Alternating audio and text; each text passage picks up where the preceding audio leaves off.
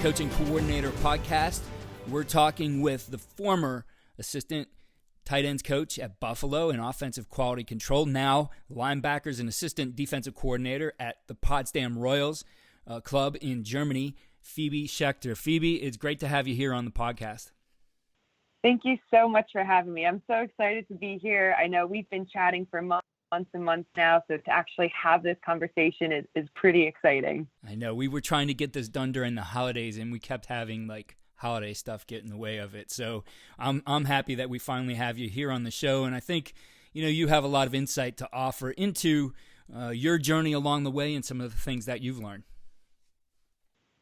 Yeah, I hope to. I mean, my journey has not exactly been straightforward or your, I guess, a typical kind of linear line success here. So hopefully there's some things and some mistakes that I've learned along the way that I can share with others and they can take forwards. Well, let's talk about your journey into the game. And, for you, it began in the UK. You didn't go to the UK to get involved in football. You were involved in equestrian, but tell us how this all came about.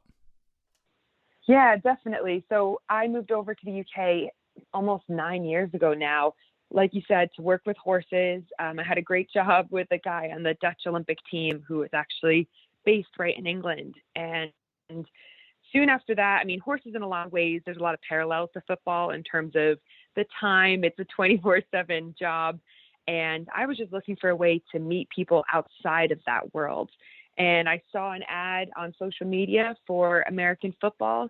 And I just felt like the timing could not have been any better. It was something I was missing in terms of that American culture and just make some friends as I moved over by myself. So despite never really watching the sport when I lived in America and never playing a contact sport, I just went for it because I think when you're out of your comfort zone, you're so much more willing to take risks. And that's what I did. And it was the best and biggest change in my trajectory that I could have ever imagined. So when you look at our game, not a lot of, and it's mostly males, but I do see the female game growing, and I think that's a great thing. We now have actually varsity athletics, varsity football for flag football in the NAIA, and we see this growing around the country in high schools as well. A little bit of a different game. Boys typically are out in the yard, rough and tumble, playing ball like that, start to get a feel for contact. So have never played a contact sport before. What was that first experience like for you as an adult? Yeah, and truthfully, and this is where I go back to the horses, I'm really glad that I grew up in that sort of world because I was kind of used to that rough and ready attitude. And you're dealing with big animals, so you're kind of pushing them around, they're pushing you around, and you fall off a horse an awful lot. But one of the things that we do now with any of our females that start playing the sport, we actually have a day where we will teach them how to fall, because it's a skill that if you've never done that or you've never done gymnastics, for example, you don't know how to fall. You put your hands out and you can get, wrist issues, all of that. So, when I first actually hit somebody, it was like I probably had zero technique, but it was probably the best feeling that I had felt in so long. And almost that initial impact, for me, that's what I crave now when I play the sport. That's like my form of meditation where you don't think about anything else. You just focus on the game ahead of you and the ball carrier, whatever that may be. And that element of it is so, I just want more of it. So you're bit by the football bug over there, and you're playing the game, and this passion for it is developing. How do you really start to learn the game now? To learn all the the strategy, the techniques, all the things that really go into this game, which is that's not a small library of things to learn. That's a lot of stuff. No, absolutely. And so I started attending our coaches clinics over in the UK, looking online, because I knew if I wanted to get to the place where I thought I could be within the sport, and I never thought that coaching at the most elite level was necessarily my end goal at first. I didn't know what I didn't know. And I think I just had to really upskill myself as quickly as possible by fully diving into it. So for example, I changed my career path. I stopped working with horses and I got involved in more of the like personal training, strength and conditioning side so that I could therefore tailor my schedule towards, being able to play or be able to help my teammates out. And I think diving in like that was massive because it was almost a statement that I needed to make towards myself to say, this is going to be my career path. But having the ability to sit in on meetings or shadow as many programs as possible, I think that's been really imperative to my development, especially for me as a learner. I can watch a lot on screen. I can do a lot of, clinics like that, but in person for me and that kind of hands-on kinesthetic learning is definitely the way I've found that I learned the best.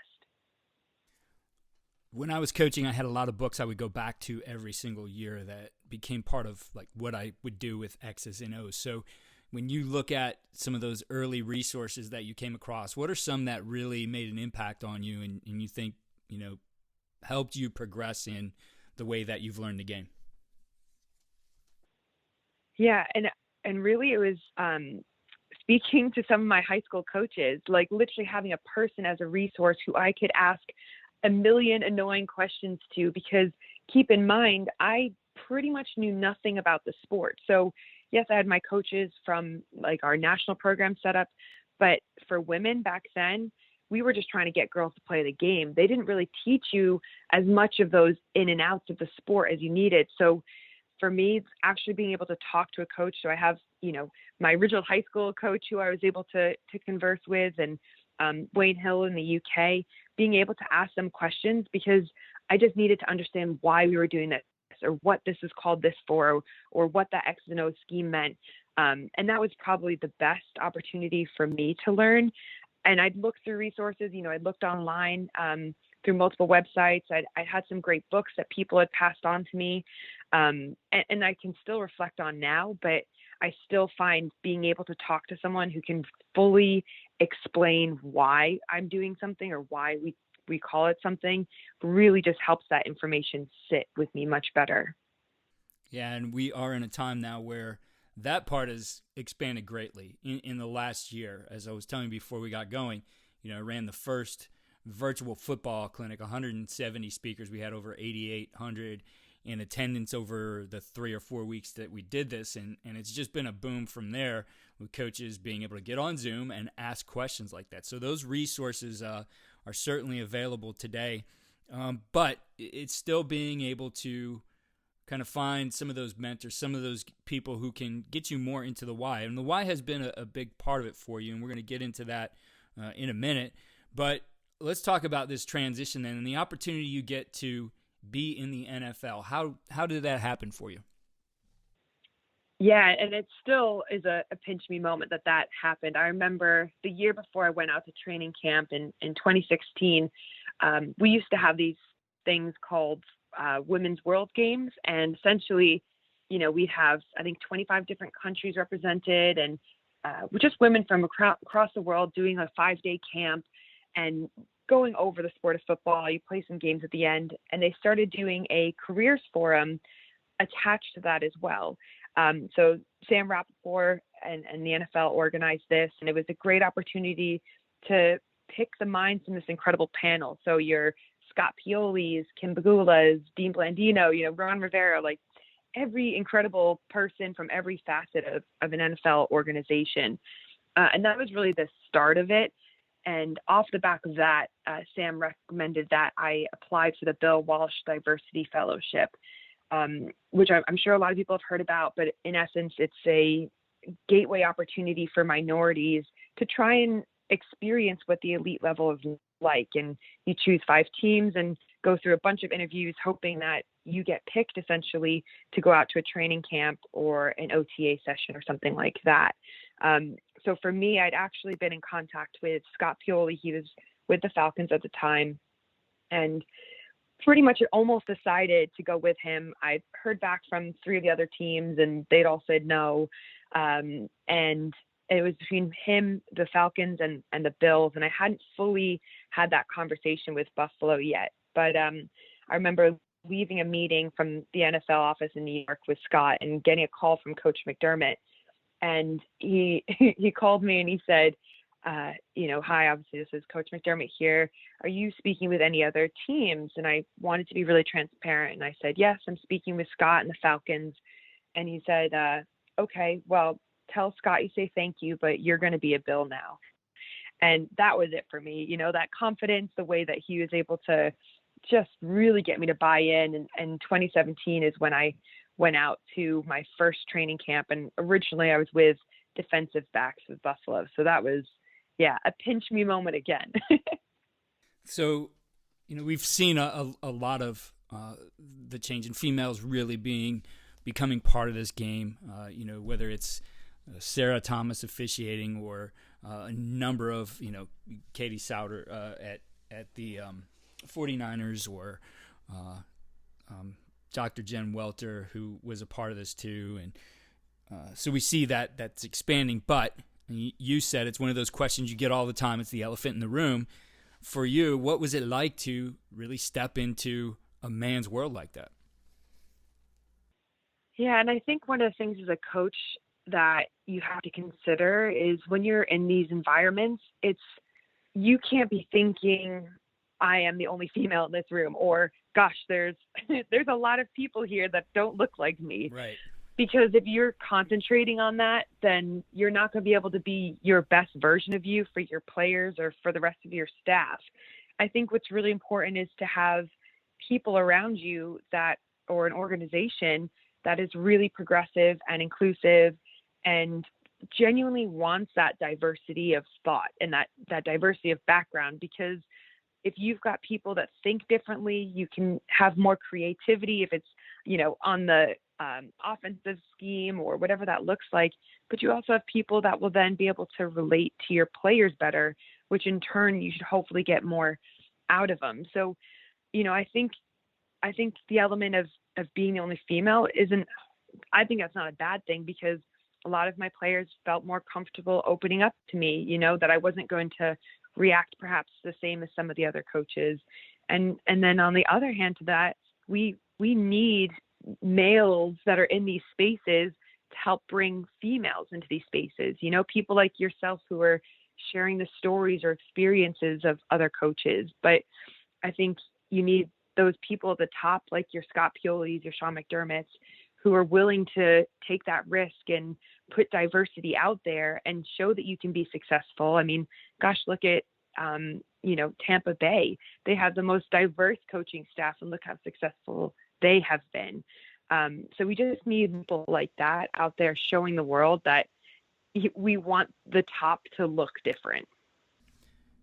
When I talk to coaches on this podcast, time and time again, we hear about the importance of the player-coach relationship, that if you're able to build that, if you're able to have that connection, then you're going to be able to get more out of that person. You're going to be able to help them develop as much as they can. I heard Urban Meyer on a podcast say you can only develop people as far as they trust you.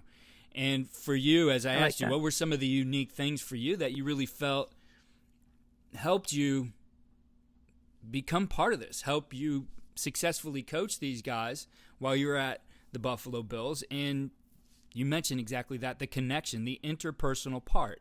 And you mentioned that a little bit there. So in that, is it something that right away that you saw that develop because you were comfortable with it, or was that something you had to work at? I think it's something that naturally everyone has to work at, just especially if you're at any level. You don't want to just show up and expect people to trust you or believe in you. They need to know more about you.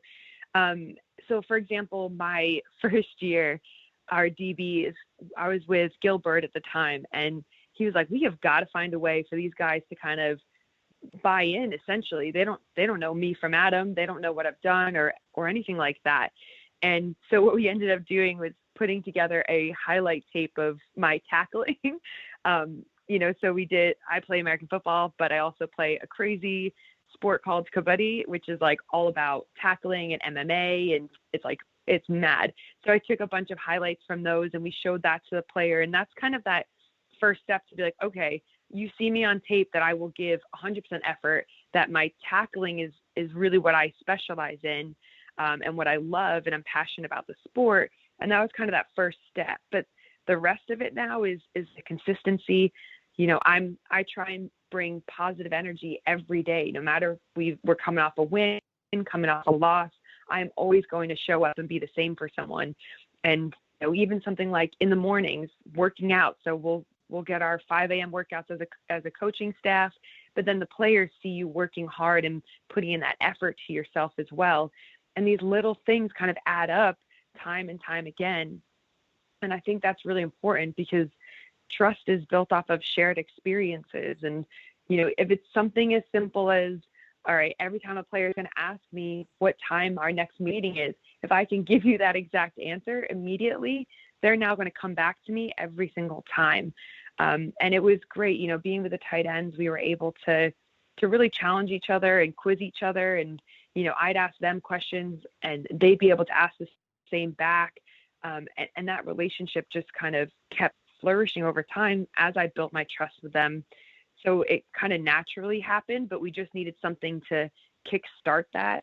And having that carryover from my first year with the DBs, then when I went back onto the offensive side with tight ends, I'd already had that rapport with my players previously, and they're able to share that word of, actually, she's a great coach, or she's, she'll really help you out here.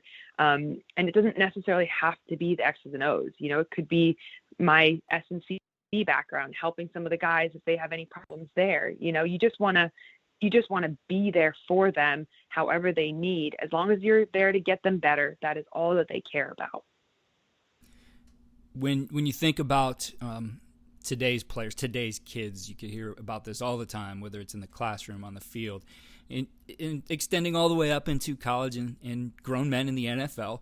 When I played the game, coach said jump, you said how high, and today, coach says jump and the player says why. So you have to be able to number one, be accepting that you're allowed to ask why, but also be able to have those answers. Talk to us about how that's been important for you. You mentioned it a little bit there, but if you would dive a little bit deeper on that. Yeah, of course. And I think that's totally right. And actually coaching women is probably what has helped make me a better coach, because women ask why. It doesn't matter if you're in sports or you're just everyday life. I'm sure you've experienced it too. We want to know why for everything. And, if we're staying at the elite level or any level, we want you to be able to play fast on Sundays. We want you to, play with no fear. Well, in order to do that, I better have you asking why all week, because I can't be on the field with you on Sunday. That's your time to be free and have fun, just enjoy yourself. So that why element of it has become such a big part of coaching nowadays, which, like you said, didn't used to be the way. So when we're talking to our guys, I want them to be able to coach me up. I want them to teach me, because if they can prove that, or coach and know and get everything right, then I know what they know. A lot of times we get this problem of humility, essentially, where someone will pretend like they know the answer or can just kind of blag it. But you need more depth to that in order to be truly successful. The surface level is not going to cut it for you anymore. Does that drive your professional development now?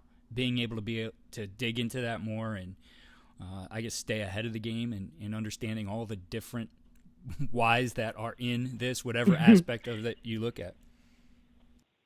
Yeah, 100%. And I've had to, in order for me to upskill myself over the past few years, because again, I knew nothing really about the sport. I personally know that I need to understand why I'm doing something, or why I'm being asked to do something, or why I'm asking a player to do something. And so now I think also being around other coaches who have that same mindset, we're really able to build each other up and really kind of help each other in that way. And obviously people like yourself who are out there, doing these great podcasts for people to tune into and understand, okay, well, now I understand X, Y, and Z, or, just really, really helping on the development side of things. I just think it's been so important to my development, just because I literally knew nothing about the sport 8 years ago, and have been fortunate to kind of build over a 4-year period to get up to the elite level. So you were a part of the Buffalo Bills as, you know, what we've seen progress here, what they've become. You started to see these things at the beginning here, and you've seen this progression now, even though you haven't been a part of it. What, you know, from being on the inside and then being able to observe and see where they've grown to, what's really been the key to their turnaround? I think the first thing that Coach McDermott did was he brought everyone from the organization together. So not just your coaching staff or your front office. He brought like the chefs, he brought the ticket sales, he brought anybody that was involved within the Bills organization all together. And he let them know very clearly what his vision was, what the messaging was, and essentially, you know, if you're not on board, then it's all right. We'll see you later. And I think that was really key because he set those expectations and the standard from the beginning. And then it was for everyone else to get that repeated messaging out and make sure there's a big culture buy-in, because yes, there's really great owners there, an amazing head coach, of course, but now it's those positional coaches that are really the ones that are going to have to connect with the players. And you know, how much time these players spend in with the athletic trainers. They have to be getting that same messaging across. So all these people that are surrounding each player every day, they all have to be giving that same mindset, that same messaging to them. And I think that was a really big part of it. And again, obviously the repeated messaging constantly. But I think one of the other important things is realizing, you know, just like when you're in college, you might not have the guys on your team that you necessarily want when you first come to an organization.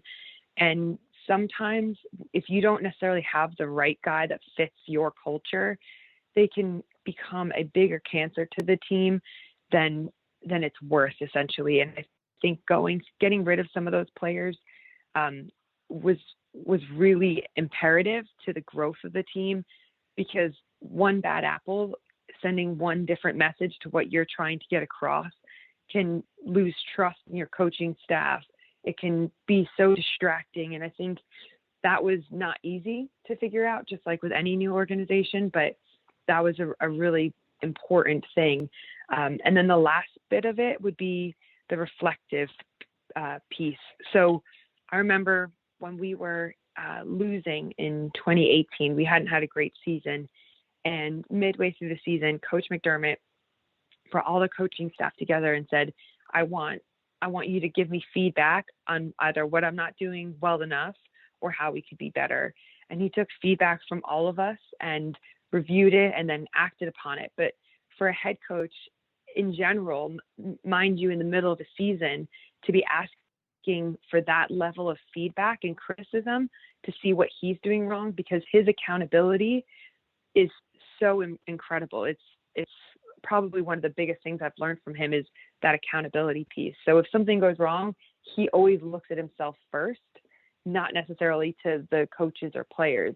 So those three kind of pieces together have been exactly why Bills have now been so successful 4 years on. Believing in that process, it takes time. And now obviously we're all able to witness their success. And I'm sure they will continue to be successful. I really like that reflection part. And I know when I was actively coaching and really teaching too, I did the same thing for teaching is, you know, at the end of the practice, at the end of my class, whatever it might be, I would take that script, that practice plan, and throughout I had been writing notes, and I would really reflect on, you know, what did I do today? What could I do better? What do I have questions about? And I'd always, you know, write those questions down, and I'd save every single one of my scripts and schedules and lesson plans and file it away. And then, you know, for me as a teacher, it was always into the quarter, but as a coach, it was into the season, then going back through and looking at what were some of the big questions that I saw come up in, you know, areas where I can develop. So just wondering, do you have yourself a process or things you do to be able to reflect on the job you're doing when you're out on the field coaching? Yeah. And for me, I know that my memory is not always on point. I mean, some of these coaches are unbelievable with their memory. So we'll have an index card that I use throughout practice where I can jot down something as I see it. And I, as someone that's still learning too, speaking with my coach I was with, so Rob Boris, asking him for feedback, looking to others to really give me that constructive criticism to see how could I have been better. But I think it's been really helpful too to be around coaches that have had such great experience in the game. So again, talked about Rob Boris. I was his first intern that he's ever had in his, I think now 15 years of coaching. So he made me a much better coach because I always had to be thinking 2 steps ahead of him because he was so used to doing that. So I was always having to think, okay, where do I need to be? What do I need to set up? How does that all work? And also when we look back on film, actually viewing ourselves as a coach. So yes, obviously watch our guys, do our standard feedback, but if you get time, watch yourself as a coach and almost do film review on yourself. What is your body language? What is your positioning in the drills? Could I have seen something a bit better if I stood over here? Was I able to give the guys as much feedback? Am I taking advantage of every second within a practice? And that's been quite an interesting look on things. I know there's a lot of coach developers out there who will watch other coaches and give feedback that way. But sometimes for ourselves to review that, I've found that to be interesting and found there's ways that I could be better, and get more information across to our guys. Whether it's they've done a rep, I'm going to run down there with them and I'm going to feed back to them on the way back just so that I've got enough time to get back for the next one. Yeah, I really think with the ability for coaches out there you don't need a camera, you have it on your phone. Find somebody who's injured, find a manager, and maybe you can't do this every individual period, every week, because there's not somebody there for you to do it. But I mean, if you can, tell them, stand here, or record this whole session for me, and then go back. I mean, our individual periods are usually 10 to 15 minutes. Doesn't take a lot of time to go through. And like you said, are you in the best position to coach that drill? What are your coaching cues? I had a couple coaches, Matt Drinkle and Brent Dearman on recently talking about those exact things, the language we use, the coaching cues that we use. So important to getting instruction across to our players so you can continue to develop the language that you use to coach your players. I think the great coaching point, I can't remember which one of them it was, or it could have been someone else previously on the podcast, said, if your coaching point and the things that you're saying over and over again is something that your mom in the stands could say, then it's probably not a good coaching point, right? So just things to think about. It's all about reflection. I mean, you become better by being able to view yourself and reflect on how you're doing things, and being able to use a simple tool like your iPhone to record practice and review it afterwards. Exactly. And like you're saying, you don't need much, an injured player, a tripod, whatever that is, but it will add so much value to you and to your practice. And no, I would definitely recommend it. Something that in the UK we've been trying to get everyone on board with doing, and the ones that have done it have found so many positives with it so far. So you've come at this whole thing. We started talking about equestrian, and you've learned from other sports, and you still take that approach though, and see opportunity for coaches to develop and enhance what they're doing by looking outside of our game and looking at other games as well. What ideas do you have about that you could share with our listeners? Yeah, and I think we're in a time now, I mean, this past year has been crazy for a lot of reasons, but it's actually opened up so many more opportunities to speak with people we probably never would have had the chance to speak to.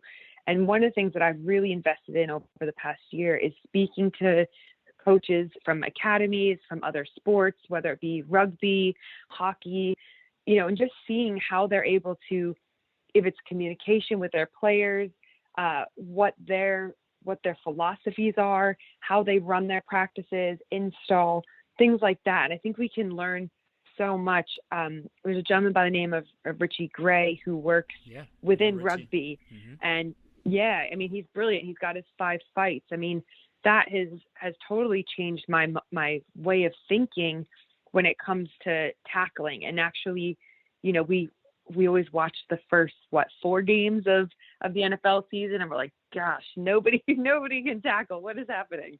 But when you actually break down a tackle and look at it that way, I mean, it's incredible where you see someone might be going wrong, whether it's the preparation, accelerating their feet, however that looks. And that has been huge, going into my new role with linebackers in Germany. That's something that I'm going to install with them too, just to help them be able to break down themselves. Because that's the other thing. We've never really had that formal breakdown of what tackling, where a tackle goes wrong, where it goes well, things like that. But also sometimes it's good for us to take a step back. And, someone asked me the other day from rugby, and it was a question where you think, all right, well, in football, you think this would never happen. But you think if you had to remove something from your day as a football coach, what would that be? If you weren't allowed to be on film for as many hours as we were, and just kind of changing your mindset to think, well, what could I do? Or how could I get information across to my players? Or, just the way that people think outside of the box when they're not from within your world has really just helped me to be more open-minded and perhaps use drills from other sports. So I'll cross over some kabaddi drills into my football because actually there's still that whole read and react element of things. And so I'm just trying to be more open-minded and more mindful of how other sports operate too, because they're the best at what they do for multiple reasons. Just like in American football, we like to be the best at what we do. Phoebe, you mentioned being able to earn the Bill Walsh fellowship. And the last question that I ask every coach who comes on this podcast comes from one of my favorite coaching books, Finding the Winning Edge by Bill Walsh. And it's, if you look at all the things you do as a coach, what would be the one thing that you point to that really gives your players the winning edge?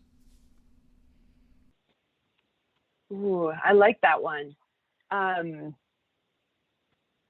going to have to say, oh man, I want to say energy, but I also think actually humility falls in there, because I'm not afraid to admit when I don't know something, and therefore my players aren't afraid to do that. So they ask more questions, which means they understand more, and they're able to play faster on Sundays or Saturdays, whatever day that might be for you. So I really like that question. It's probably something I need to think about more, but if I can go for energy and humility, that's my go-to here. Well, those are good answers, Phoebe. What's the best way that our listeners can connect with you? If you like to reach out to me on Twitter, Phoebe_PT, or on Instagram, Phoebe_Schecter. But also, I'm more than happy to answer emails or any way that I can help or connect people, which again is Phoebe.Schecter@gmail.com. So yeah, any of those work great. Well, Phoebe, I appreciate you taking the time, and best of luck to you in Germany with the Potsdam Royals this next season. Thank you so much. It's been great to speak with you. Thank you again for listening to the Coaching Coordinator Podcast. Please, if you are enjoying the podcast, head over to iTunes or Spotify and click 5-star for a rate. If you have a minute, write a review. It really helps the podcast. Check out our new home for the Coaching Coordinator Podcast. That's at coachandcoordinator.com. And follow me on Twitter at Coach K. Grabowski.